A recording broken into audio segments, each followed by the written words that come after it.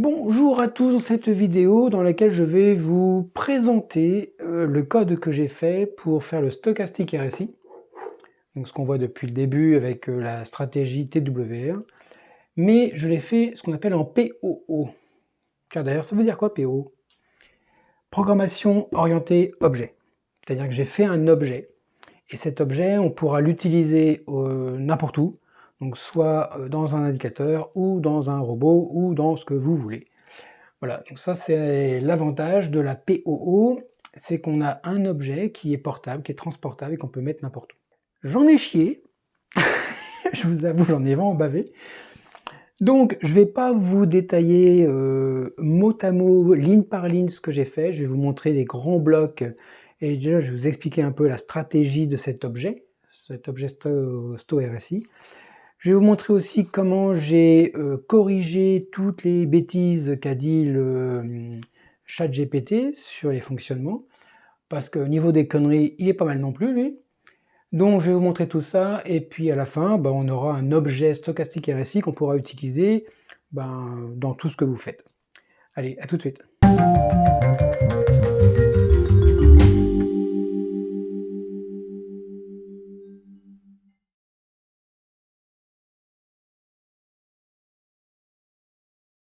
Alors voyons déjà les objectifs. Alors, primo, c'est pour calculer bien sûr le stochastique du RSI. Ensuite, c'est surtout pour pouvoir configurer le mode de calcul. Vous savez qu'il y en a 3 particuliers. Ensuite, c'est économiser la mémoire. Surtout économiser la mémoire. Si vous l'utilisez sur plusieurs marchés, il ne faut pas que ça vous bouffe toute votre mémoire et qu'après vous ne puissiez pas travailler sur d'autres marchés. Ça, c'est très important.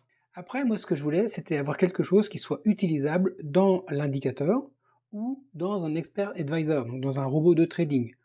On peut le faire de plusieurs façons. Et surtout, être simple d'utilisation. Je veux pas comme on a fait pour le robot qu'on a fait ensemble, des choses trop compliquées avec des fonctions dans tous les sens. Non, non, je veux vraiment le plus simple possible. Maintenant, quelles sont les données? On a pour commencer la validation des calculs. Et ensuite la profondeur du calcul. Pourquoi? Parce qu'en fait, le marché, on va pouvoir le configurer pour avoir soit 100 ou 2000 valeurs affichées à l'écran, ça c'est pour l'indicateur, ou bien on va réduire le nombre parce que ça sera par exemple que pour le robot, il n'y a pas la peine d'avoir un historique énorme. Et puis surtout la configuration. Configuration qui va contenir donc l'unité de temps travaillée, puisqu'on a 3 unités de temps dans la stratégie TWR, les modes de calcul choisis, les périodes évidemment, et puis ça, les périodes, c'est pour le RSI, le stochastique et le %K. Et après, on a l'interface de communication avec l'objet. C'est simple, on a init, le calcul et la lecture qui va permettre d'afficher à l'écran. C'est tout.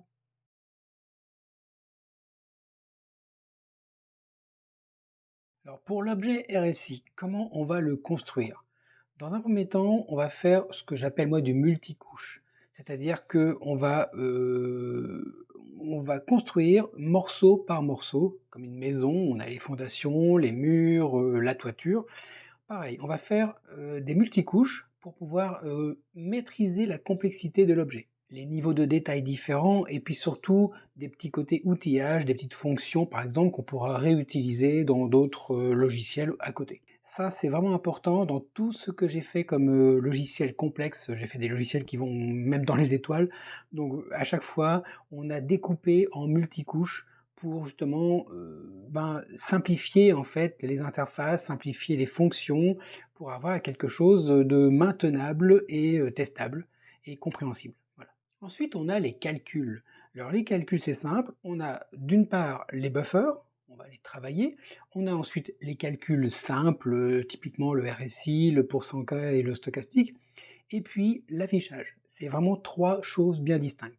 Donc pour les buffers, on va faire la construction des buffers, les dimensionner, les redimensions si jamais on a des besoins de redimensionner ces buffers en fonction des nouvelles bougies, et puis le suivi. Le suivi, c'est par exemple si on a une mise à jour de l'historique, enfin tout ce qui peut arriver sur les buffers de données, on va devoir le suivre. Pour les calculs Rien de plus simple, on a le RSI, le stochastique et les moyennes mobiles, ou plutôt la moyenne mobile. Et pour l'affichage, ben c'est simple, on a donc le RSI, le stochastique, moyenne mobile et les traçages. C'est-à-dire que les calculs, ça sera pour anticiper, par exemple si on est avec du M15, du multi-time frame, on va calculer dans une unité de temps supérieure, mais pour l'affichage, on va refaire bien sûr tous les calculs, mais on va aussi afficher à l'écran. Ça, vous allez voir, c'est un peu particulier, c'est que j'ai essayé de faire quelque chose qui soit rapide, très rapide. Donc dès que je peux travailler directement sur l'unité de temps directement, je le fais. Par contre, dès qu'il faut afficher, ben, je refais le même calcul, mais avec la petite partie spécifique pour l'affichage à l'écran. Maintenant, l'objet contient des données. Donc c'est simple, on a bien sûr les données de configuration, les données de dimension du marché, les données de calcul, les données spécifiques du RSI de Wilder, et puis, bien sûr, les buffers qui vont nous permettre d'aller jusqu'à l'affichage. Bon alors, tout ça, je vous l'explique alors un peu rapidement, mais c'est pour vous montrer en fait comment j'ai construit en fait l'objet, pour vous montrer que ben, c'est pas forcément anodin, qu'il y a une réflexion, et d'ailleurs dans toute l'ingénierie que j'ai pu faire depuis des années, il y a une base qui est simple, c'est on écrit ce que l'on va faire, et on fait ce que l'on a écrit. Donc là, je vous ai écrit différentes choses. Alors là, ce que je vous dis, malheureusement, je ne l'ai pas fait, hein. J'étais un peu à l'arrache, ce qui fait que j'ai codé directement et j'ai dû refaire 3 ou 4 fois le travail. Donc ça, voilà, j'ai mal travaillé. J'aurais dû écrire en avance de phase tout ce que je voulais pour être sûr de bien synthétiser sur papier ben, comment j'allais construire cet objet, et après seulement j'aurais dû coder. J'ai fait l'inverse, et ben, j'ai encore prouvé que quand on fait l'inverse, ça marche pas, on consomme beaucoup d'énergie pour un résultat qui est un peu, ben, qui est pas top, puisque j'ai refait environ 3 ou 4 fois. Ouais, c'est pas génial.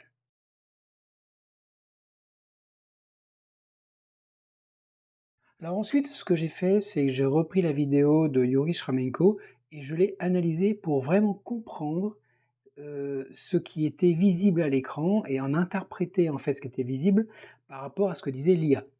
L'IA m'a aidé malgré tout, hein, je tape dessus, mais ça m'a sorti en fait quelques informations qui m'ont permis de comprendre deux, trois bricoles. Mais en voyant la vidéo, comme je vous ai dit dans les vidéos précédentes, il y a des trucs qui me chagrinaient. Donc ce que j'ai fait, c'est que j'ai vraiment repris la vidéo, j'ai fait du copie d'écran, j'ai fait du pas à pas, enfin j'ai mis tout ce qu'il fallait pour comprendre, et je vais vous expliquer rapidement ce que j'ai vu. Ici, on a donc les trois lignes. Le blanc, c'est la marée, donc c'est l'unité de temps la plus éloignée possible, la plus large. Le jaune, c'est la vague, et le rouge, c'est l'ondulation. Alors là, j'ai fait exprès de mettre une barre blanche pour repérer par rapport à ce que je voyais, donc par rapport à l'unité de temps, enfin au graphique le plus présent, celui-ci donc. Alors, j'ai pas compris pourquoi le rouge était en arrière, mais c'est tout à fait logique. Pourquoi? Parce que ici, l'ondulation, on prend la valeur open du stochastique RSI. Donc, c'est-à-dire que ici, bah, on a l'information d'ouverture de la bougie, si on prend l'exemple d'une bougie, avant celui de la clôture, évidemment. Ce qui fait que vous allez voir que le rouge est toujours à la bourre, ce qui est logique. Et puis ici, on a le blanc et le jaune qui sont ensemble. Donc les deux sont identiques, ici le jaune et le blanc. Pourquoi? Parce que la marée est travaillée par rapport au prix de clôture courant et le jaune est pris sur la clôture. Mais regardez bien ce qui va se passer. Ici, on a avancé, on a toujours le rouge qui est un peu à la bourre et le jaune qui est avec le blanc, donc c'est tout à fait logique. Par contre, regardez ici, il y a un truc qui me chagrinait, c'est pourquoi le blanc est en avance par rapport au jaune et au rouge. Et c'est ça qui m'embêtait, vraiment, c'est ça qui m'embêtait. Mais j'ai l'explication. Le blanc que l'on voit ici, j'ai fait une petite croix bleue là pour dire où était la référence. Là, c'est par exemple si on est sur du M1 pour le rouge, M5 pour le jaune et M15 pour le blanc, ce qui est logique, hein, on fait trois unités de temps bien cadencées. En fait, le blanc, il anticipe la clôture, mais c'est uniquement sur cette plateforme, sur la plateforme de Fibonacci Trader. Voilà, il y a un tracé qui est anticipé. Parce que la vraie bougie actuelle, elle est ici. C'est la jaune qui est la référence, pas le blanc. Alors, chose que je comprenais pas, parce qu'effectivement, je voyais, enfin, c'était comme si on avait 2 valeurs, à la bourre. Alors, celle-là, je comprends, la rouge, puisqu'en fait, elle est sur le open, le prix open, c'est logique, mais là, je comprenais pas. Et en fait, j'ai compris, c'est qu'en fait, la plateforme Fibonacci Trader anticipe les tracés et affiche ici par rapport à la future bougie de clôture. Par exemple, imaginez, on affiche un graphique en M1. Donc lui, il va afficher la bougie en cours. Lui, ici, il va afficher le prix de clôture, donc il va anticiper la clôture et il va tracer un petit peu plus loin. Et puis lui, encore plus loin, puisque c'est du M15, donc il va anticiper la clôture en M15. Normalement, j'aurais dû faire un indicateur sur MetaTrader qui allait aussi tracer en avance de phase. On aurait eu exactement le même affichage. Sauf que si je voulais faire ça, j'avais un problème. C'est qu'aujourd'hui, j'ai utilisé vraiment l'indicateur du plus basique qu'on puisse faire avec MetaTrader. C'est-à-dire que c'est les buffers et c'est MetaTrader qui affiche à l'écran. Je remplis un buffer et MetaTrader prend les données du buffer et l'affiche. On ne peut pas, tracer par les buffers des données sur des bougies qui n'existent pas encore. Donc j'aurais dû faire un système d'affichage particulier qui était sur des objets graphiques, on aurait pu le faire, mais ça sortait du contexte simple d'un indicateur et je voulais éviter de faire ça. Voilà, donc c'est pour ça que moi, quand vous verrez sur l'indicateur MetaTrader 4 ou 5, bah, tout est cadencé par rapport à la bougie en cours et on n'a pas cette espèce d'affichage sur 3 niveaux. Maintenant, je vais vous laisser tourner un peu le truc pour vous montrer comment c'est visible sur la plateforme Fibonacci Trader. Et vous allez voir qu'à chaque fois, là j'ai gardé toujours la croix bleue ici pour dire la référence du prix. Là on arrive sur le truc, maintenant la référence va être là. Voilà, elle est là et on anticipe ici. Et à chaque fois, lui il est à la bourre, il avance un petit peu. Et ici, on va passer à la suite. Voilà. Bon, c'est un peu brouillon, mais j'ai vraiment fait une espèce d'extraction de la vidéo du Yuri Shamenko pour pouvoir le visualiser, me mettre des petits indicateurs ici pour repérer. J'en ai bavé pour le faire, hein. Mais ça m'a permis de vraiment comprendre le pourquoi on avait ça à l'écran et pourquoi moi je ne l'obtenais pas sur MetaTrader. C'est tout à fait logique.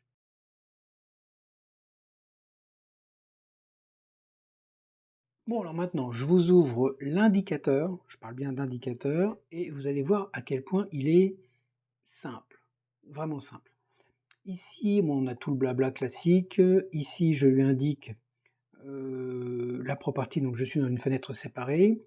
Ici, j'ai uniquement 3 buffers et je dessine 3 buffers. Pourquoi? J'ai uniquement la vague, parce qu'en fait c'est pour le TWR, la stratégie. Donc j'ai le graphique de la vague, de la marée et de l'ondulation. Donc 3 buffers suffisent largement. Ici, je définis les niveaux, puisqu'en fait c'est comme le stochastique, on a le 20 et le 80. Ici, je définis les paramètres de mes 3 buffers. Ici, j'inclus mon objet. Là, j'ai tous mes paramètres. Donc, vous voyez qu'on peut définir la profondeur de l'indicateur, la profondeur des calculs qui vont être faits pour l'affichage. Ensuite, ici, on a 3 groupes d'informations. On a l'ondulation, donc qui est sur une unité de temps courante. Ici, on a pour la vague, avec le choix ici de la période. Et puis ici, pour la marée, donc une période qui est encore plus longue. Ici, j'ai mes 3 buffers. Ici, j'ai mes 3 objets qui vont me permettre de calculer vraiment chaque courbe que l'on veut. Dans le init, je vérifie quand même que les paramètres ne sont pas n'importe quoi, évidemment. Donc sur le RSI, sto pour l'ondulation, pour la vague et pour la marée. C'est toujours pareil, hein. Ici, je vérifie que les périodes que j'ai choisies sont cohérentes, évidemment. Et si jamais c'est pas cohérent, typiquement, j'invalide les calculs que je vais faire pour la vague et j'invalide aussi le calcul pour la marée. Si les valeurs sont pas bonnes, soit je pourrais interdire le fonctionnement carrément de l'indicateur, tant qu'à faire. Mais moi, je préfère dire, je vais invalider les calculs et puis s'il veut afficher, j'afficherai ce que je peux, c'est tout. Ici, on a la configuration pour l'affichage. Et ici, j'ai la création de mes objets pour calculer. Donc on voit le init, j'ai uniquement une fonction init, dans lequel je rentre ici la validité de calcul, avec après la profondeur de calcul, mes différentes informations, la période utilisée, les périodes de calcul, et ça va le faire tout seul. L'avantage qu'il y a, c'est que vous voyez, il n'y a aucune différence entre MT4 et MT5, parce que cet indicateur est compatible MT4 MT5. La seule petite particularité que l'on voit, c'est ici, où j'ai juste ça qui est particulier, c'est juste le côté qui est particulier pour MT4.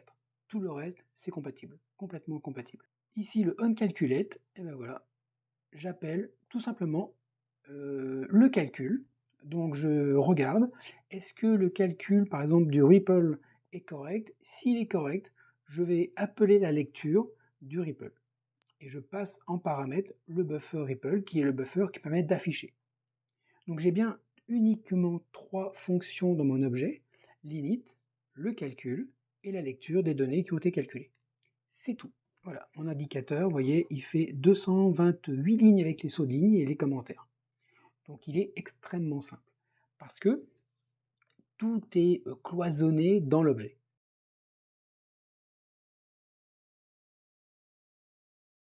Et nous voilà dans l'objet. Alors vous voyez qu'en commentaire, ici, j'ai mis grand buffer, et le no, le calcul est en escalier. Parce qu'il y a quelque chose encore qui me chagrine, mais j'ai pas trouvé encore la solution. Je pense qu'il y a des moyens mobiles qui sont à faire pour faire comme ce qui est vu sur la vidéo de Yuri Stramenko. Mais en tout cas, voilà, j'ai grand buffer et petit buffer que je suis en train de faire quand j'ai un peu de temps. Le grand buffer, c'est par rapport à la taille que l'on demande. Si on veut par exemple 500 calculs, on va utiliser un buffer de 500 données. Mais je me suis rendu compte qu'en fait c'est ridicule et qu'on peut faire largement plus petit. Typiquement, si on a une période de RSI de 14, il me faut que 14 données pour calculer le RSI. Pas la peine d'en avoir 500. Donc j'ai un autre modèle, mais que j'ai pas encore mis en ligne, puisque je suis en train de le travailler petit à petit, comme en fonction de, de mon temps disponible. Et j'aurais minimisé largement la consommation mémoire. Donc ici, j'ai le type de calcul. Ici, on retrouve en fait les petites macros qu'on avait créées dans les versions précédentes. Ici, on retrouve mes données de configuration, comme je vous ai dit dans la petite vidéo juste avant. Ici, la dimension du marché, la gestion des calculs, la gestion du RSI de Wilder qui est particulier, et puis mes buffers. En fait, on retrouve exactement ce qu'on avait dans les versions antérieures sans l'objet. Et puis ici, j'ai tout un ensemble de fonctions internes en fait à l'objet. Il y en a quelques-uns. On retrouve quelques-uns que l'on connaît, typiquement le RSI, le stochastique, plus petit, plus grand, simple et EMA. Tout ça, on les a déjà vus dans les versions antérieures. Par contre, là, vous voyez qu'il y a des calculs, il y a des synchronisations MTF, il y a des calculs préparatoires, des gestions des buffers. Et tout ça, ça va nous permettre en fait de faire les fameuses strates de calcul pour limiter la complexité. Et puis ici, on a des petits objets de travaux en fait pour les buffers. Un, on construit le buffer et l'autre, on le redimensionne en fonction de ce que l'on veut faire. Et puis ici, on a nos trois fonctions publiques qui vont nous permettre donc de faire l'interface avec soit un robot, soit un indicateur. Bon, je ne vais pas vous montrer le détail, c'est pas la peine, parce que c'est beaucoup trop compliqué. Par contre, vous voyez que là, on tape quand même sur 1100 lignes, ça commence à être un joli bébé. Je vous ai dit en début de vidéo que l'objet, la POO, l'objet peut être utilisé dans un indicateur ou un robot, indifféremment de... voilà, tout est dedans, donc du coup on prend l'objet, on le met où on veut l'utiliser et on l'utilise. Quand vous faites un robot, vous allez... Alors, de deux choses une. Soit vous récupérez l'objet et vous intégrez cet objet dans le robot. C'est possible. Ça fait un code un peu plus gros, mais c'est possible. Par contre, moi, ce que j'ai fait, je vais vous montrer juste derrière, j'ai fait le Darwin, le robot Darwin que l'on a fait ensemble avec toutes les X vidéos qu'on a vues sur la chaîne. Je l'ai pris et j'ai appelé Stochastic RSI. J'ai un indicateur dans lequel je peux le paramétrer pour calculer juste ce qu'il me faut comme données.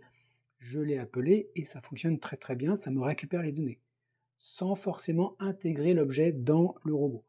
Le robot est complet. Donc moi, ce que j'ai fait, c'est que je me suis dit, mais en fait, je ne vais pas le recomplexifier en rajoutant un objet dedans. C'est pas la peine. je vais tout bêtement faire un e-custom. Donc c'est un appel d'indicateur extérieur dans lequel je rentre les paramètres que je veux et puis ça va le faire tout seul. Bon maintenant, ce code que je vous montre là, l'objet, si vous voulez, il est disponible sur le site internet. Vous allez sur mon site, les liens sont en description et vous pouvez l'acquérir pour un prix assez dérisoire vu le boulot que j'ai fait, je vous assure que c'était laborieux.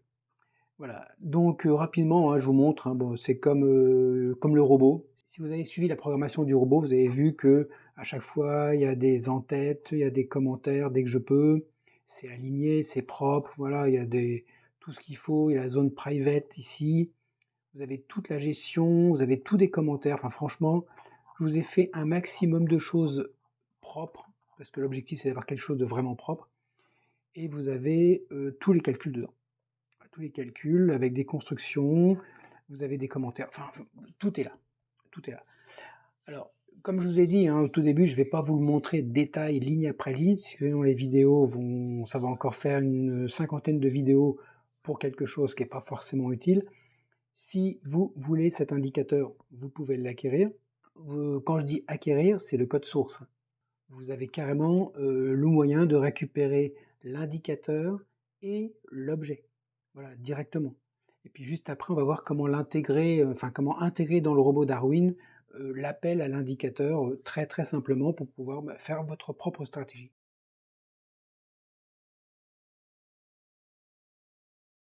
Bon, nous voilà dans le robot qu'on a pu faire ensemble, Darwin, dans lequel j'ai intégré en fait l'appel de l'indicateur TWR, donc le stochastique RSI. Vous allez voir que c'est extrêmement simple. Donc l'entête n'a pas changé, hein. Par contre, là ce que j'ai fait, c'est qu'ici, j'ai imposé des périodes. Ici, je récupère, ça c'était déjà avant. Là, j'ai beaucoup simplifié par rapport à la stratégie qu'on avait codée ensemble, parce que moi ce qu'il me faut, c'est uniquement le handle pour les TWR. Donc ici, c'est extrêmement simplifié, mais bien sûr par rapport à ce qu'on a pu faire. Ici, le config ne change pas, ici rien n'a changé, on reste toujours sur le même principe. Le config a été simplifié parce que je n'utilise vraiment qu'un seul et unique indicateur. Donc là, c'est pour MT5. Donc on a le handle ici, on récupère ici le e-custom qui permet de programmer l'indicateur. Alors, chose que je vous ai montré juste avant, les paramètres, je les ai changés. J'ai changé l'ordre. Pourquoi? Parce que par défaut, je vais surtout paramétrer la taille du buffer, la profondeur des calculs et les deux périodes intéressantes. Tout le reste, je peux les changer, hein, les paramètres, les périodes de RSI, stochastique, mais j'ai aucun intérêt, puisque je vais prendre les valeurs par défaut. Donc ce que j'ai mis, c'est que j'ai organisé les paramètres de l'indicateur pour avoir les paramètres les plus importants à modifier dès le début.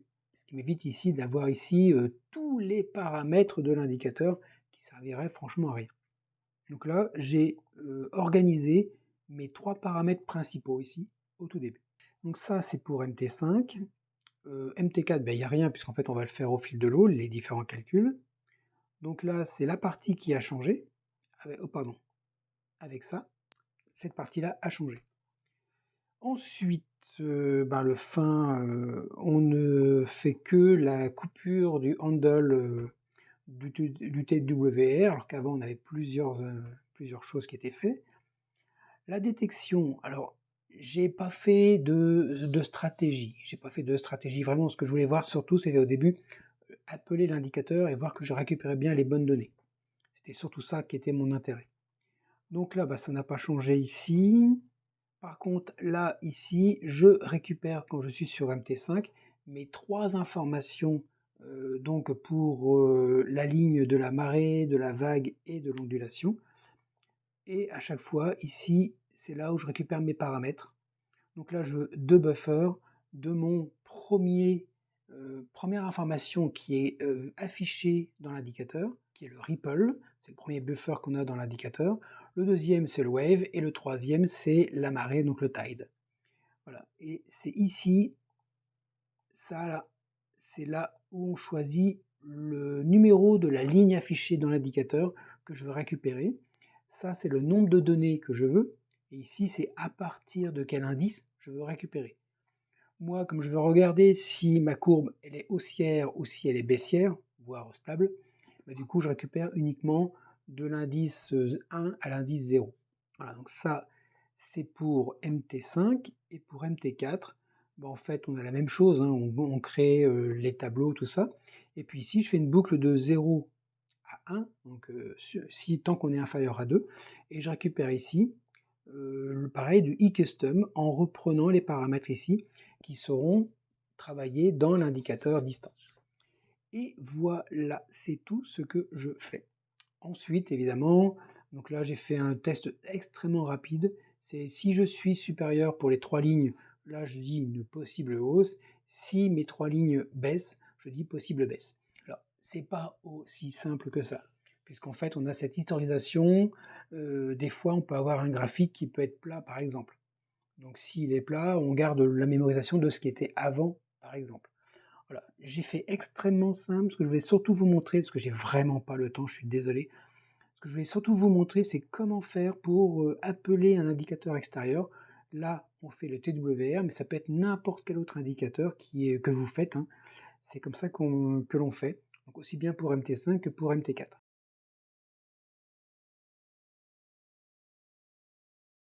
Donc, pour vous montrer un peu ce qui se passe à l'écran quand même. Là, je suis sur l'EURUSD en M5. Donc M5, bah, du coup, j'ai défini la vague sur du 15 minutes et la marée sur du une demi-heure. Voilà, ça me paraît classique. Et surtout correct. J'ai 500 bougies de profondeur, j'ai pas touché les autres paramètres, puisqu'en fait c'est les paramètres de base utilisés par Yuri Shremenko.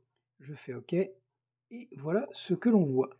Alors comme vous voyez ici, j'ai toutes mes informations calculées au même moment. Même si j'ai le prix d'entrée, le prix de clôture, je n'ai pas, comme sur la vidéo, des anticipations de graphiques sur les bougies qui n'existent pas encore. Donc du coup, ça peut être perturbant. Sinon, on a grosso modo les mêmes choses. Si je dézoome, voilà. Donc on a bien ici la marée. Donc bah, on a une tendance de fond quelque part. Ici, on a donc la vague, la partie qui est vraiment extrêmement importante parce qu'on a vraiment cette confirmation de la tendance de fond. Et puis ici, c'est l'ondulation, donc ça réagit extrêmement vite. Et là, bah, on voit que quand les... Alors si je mets là, voilà. Si tout le monde monte en même temps, là, bah ici, on a une opportunité d'achat. Effectivement, on voit que ça monte. Là, on a commencé à voir ici l'ondulation qui commence à baisser un peu, même si on est au-dessus.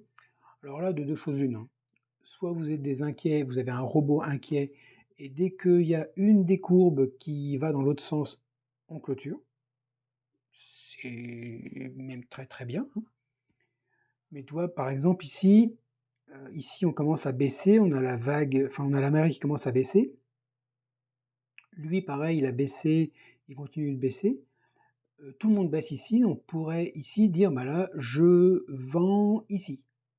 Sauf que là, on a un petit rebond ici qui redresse, alors qu'en fait, non, c'est juste le début de la chute, là, hein. Donc, bon, voilà, ça se travaille, ça se peaufine, on écrit le robot va faire des détections qu'il va mettre à l'écran, et après il y aura des filtrages à mettre sur le temps, sur les volumes, sur peut-être autre chose. Là on peut mettre une moyenne mobile à 200, et regarder si le marché est au-dessus ou en dessous, ce qui permet de valider en plus une autre manière de filtrer les tendances. Enfin voilà, voilà à quoi ça ressemble. Donc on retrouve vaguement ce qui était visible sur la vidéo de Yuri Shremenko. Donc pour moi, on est cohérent. Alors j'ai vérifié les calculs, j'ai revérifié X fois. On est bon. Tous les calculs ici sont bien corrects. C'est bien des RSI calculés avec la bonne période. Tout est cohérent. Ce qui m'embêtait, c'est les espèces de petits plateaux des fois là, que l'on voit là. Mais c'est cohérent par rapport au mode de calcul. Voilà, donc si vous récupérez soit l'objet, de toute façon c'est les deux vont ensemble, l'objet et l'indicateur, vous avez le code source. De ce code source, vous pourrez le modifier à votre guise. C'est ça qui est important, c'est que moi je fais le travail, je vous fournis du code source, et après soit vous l'utilisez comme base de connaissances, et après vous développez autour, soit vous le jetez, soit vous le critiquez, soit vous me dites où j'ai fait des erreurs, parce qu'un code zéro erreur n'existe pas, on peut toujours faire des bêtises. En tout cas là, vous avez ça disponible sur le site internet.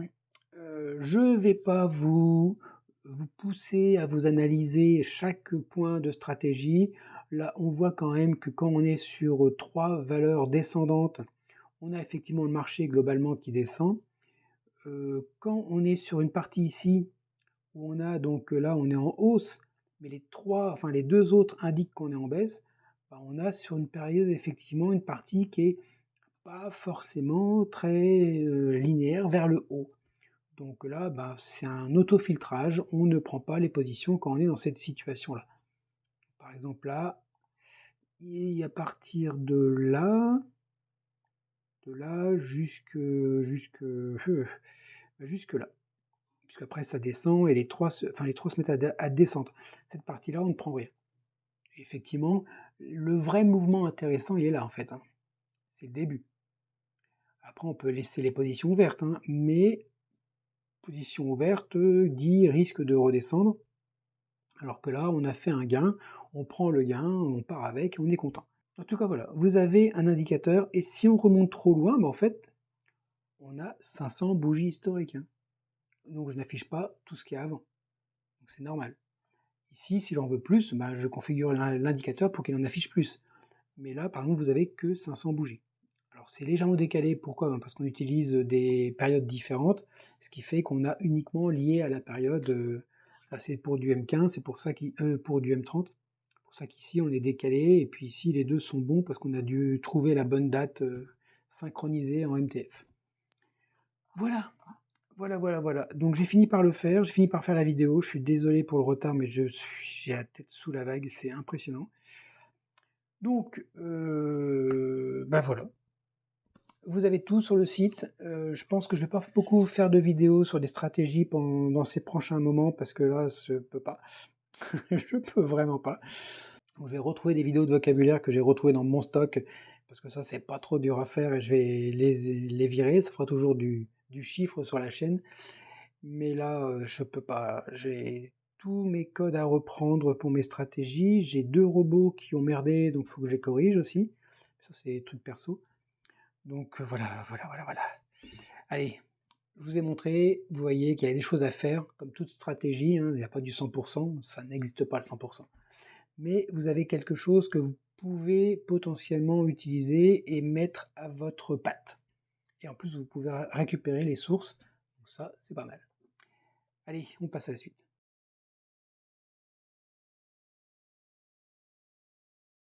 Bon bah bravo, vous avez encore survécu à une de mes vidéos.